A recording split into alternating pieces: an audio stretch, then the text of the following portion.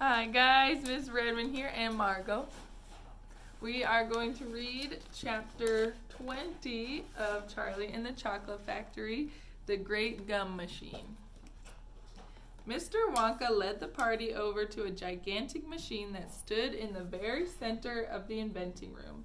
It was a mountain of gleaming metal that towered high above the children and their parents. Out of the very top of it there sprouted hundreds and hundreds of thin glass tubes, and the glass tubes all curled downwards and came together in a bunch, and hung suspended over an enormous round tub as big as a bath. "Here we go!" cried Mr. Wonka as he pressed 3 different buttons on the side of the machine. A second later, a mighty rumbling sound came from inside it, and the whole machine began to shake most frighteningly, and steam began hissing out of it all over. And then suddenly the watchers noticed that runny stuff was pouring down the insides of all the hundreds of little glass tubes and squirting out into the great tub below. And in every single tube the runny stuff was of a different color, so that all the colors of the rainbow, and many others as well, came sloshing and splashing into the tub. It was a lovely sight, and when the tub was nearly full, Mr. Wonka pressed another button, and immediately the running stuff stopped running out of the tubes. The rumbling sound disappeared, and a whizzing, whirring noise took its place. And then a giant whizzer started whizzing around inside the enormous tub, mixing up all the different colored liquids like an ice cream soda. Gradually the mixture began to froth. It became frothier and frothier, and it turned from blue to white to green to brown to yellow and then back to blue again. "Watch," said Mr. Wonka. Click went the machine, and the whizzer stopped whizzing. And now there came a sort of sucking noise, and very quickly all the blue frothy mixture in the huge basin was sucked back into the stomach of the machine. There was a moment of silence, then a few queer rumblings were heard. Then silence again, and then suddenly the machine let out a monstrous mighty groan, and at the same moment a tiny drawer, no bigger than the drawer in a slot machine, popped out of the side of the machine, and in the drawer there lay something so small and thin and gray that everyone thought it must be a mistake. The thing looked like a little strip of gray cardboard. The children and their parents stared at the little gray strip lying in the drawer. "You mean that's all?" said Mike TV, disgusted. "That's all," answered Mr. Wonka, gazing proudly at the result. "Don't you know what it is?" There's a picture. What do you guys think it is?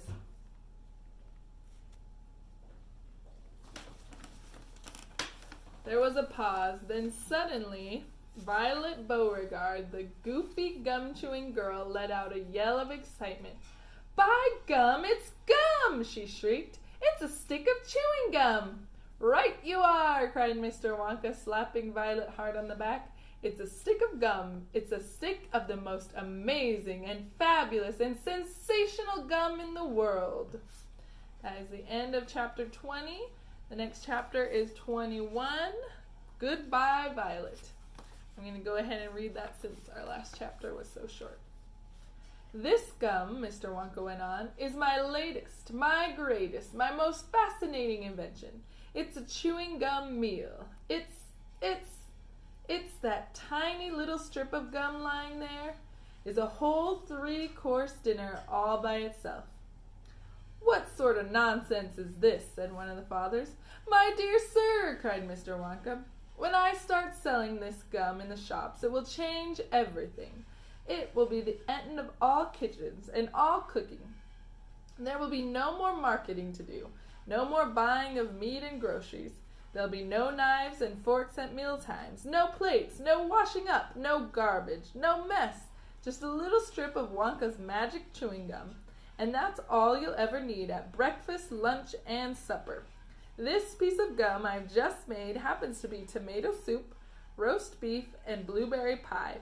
But you can have almost anything you want." "What do you mean it's tomato soup, roast beef, and blueberry pie?" said Violet Beauregard. "If you were to start chewing it," said Mr. Wonka, "then that is exactly what you would get on the menu. It's absolutely amazing. You can actually feel the food going down your throat and into your tummy. and you can taste it perfectly, and it fills you up. It satisfies you. It's terrific. It's utterly impossible, said Veruca Salt. Just so long as it's gum, shouted Violet Beauregard, just so long as it's a piece of gum, and I can chew it, then that's for me. And quickly she took her own world record piece of chewing gum out of her mouth and stuck it behind her left ear. Come on, Mr. Wonka, she said, hand it over, this magic gum of yours, and we'll see if the thing works. Now, Violet, said Mrs. Beauregard, her mother. Margot.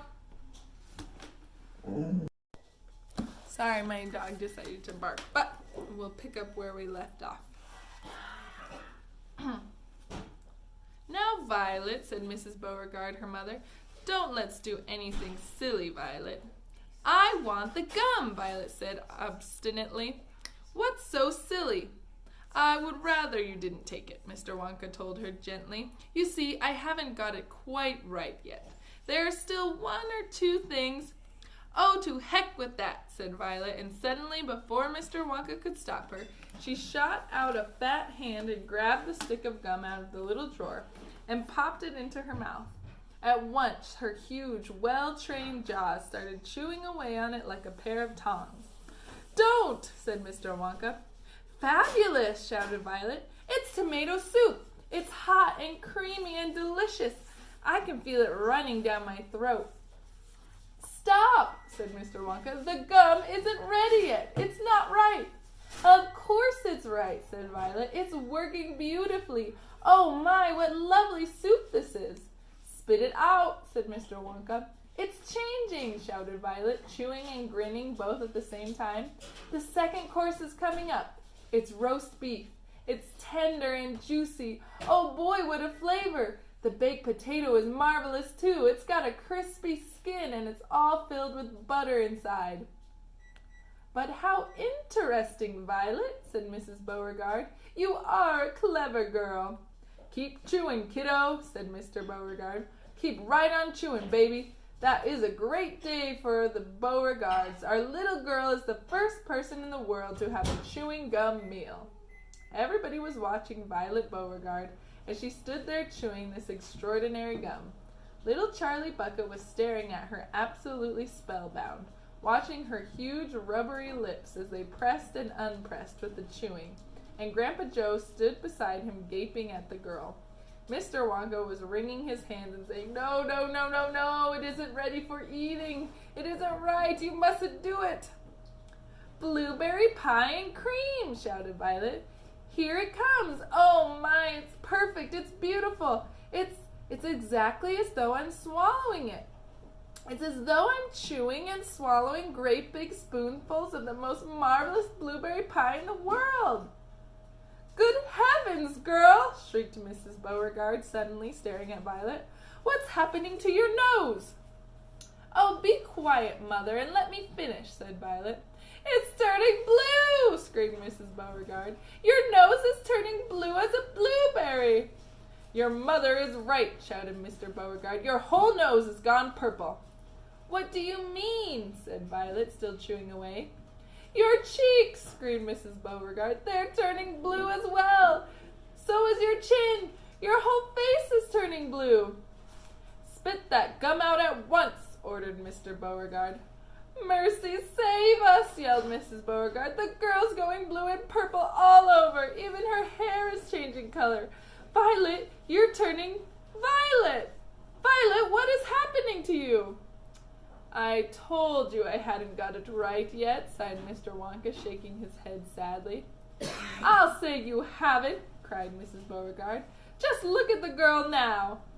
Everybody was staring at Violet, and what a terrible, peculiar sight she was. Her face and hands and legs and neck, in fact, the skin all over her body, as well as her great big mop of curly hair, had turned a brilliant purplish blue, the color of blueberry juice. It always goes wrong when we come to the dessert, sighed Mr. Wonka. It's the blueberry pie that does it, but I'll get it right one day. You wait and see. Violet, screamed Mrs. Beauregard, you're swelling up. I feel sick, Violet said. "You're swelling up," screamed Mrs. Beauregard again.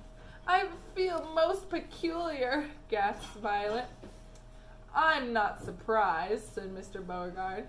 "Great heavens, girl," screeched Mrs. Beauregard. "You're blowing up like a balloon." "Like a blueberry," said Mr. Wonka. "Call a doctor," shouted Mr. Beauregard. "Prick her with a pin," said one of the other fathers. "Save her," cried Mrs. Beauregard, wringing her hands.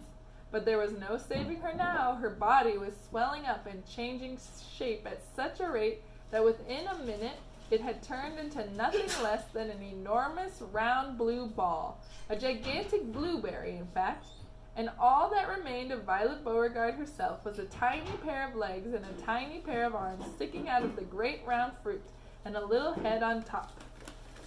There's a picture of her. She looked like a blueberry. "This always happens," said Mr. Wonka. "I've tried it 20 times in the testing room on 20 Oompa Loompas, and every one of them finished up as a blueberry. It's most annoying. I just can't understand it." "I don't want a blueberry for a daughter," yelled Mrs. Beauregard. "Put her back to what she was this instant." Mr. Wonka clicked his fingers, and 10 Oompa Loompas appeared immediately at his side. "Roll Miss Beauregard into the boat," he said to them, "and take her along to the juicing room at once." "The juicing room!" cried Mrs. Beauregard. "What are they going to do to her there?" "Squeeze her," said Mr. Wonka. "We've got to squeeze the juice out of her immediately. After that, we'll just have to see how she comes out. But don't worry, my dear Miss Beauregard. We'll get her repaired if it's the last thing we do.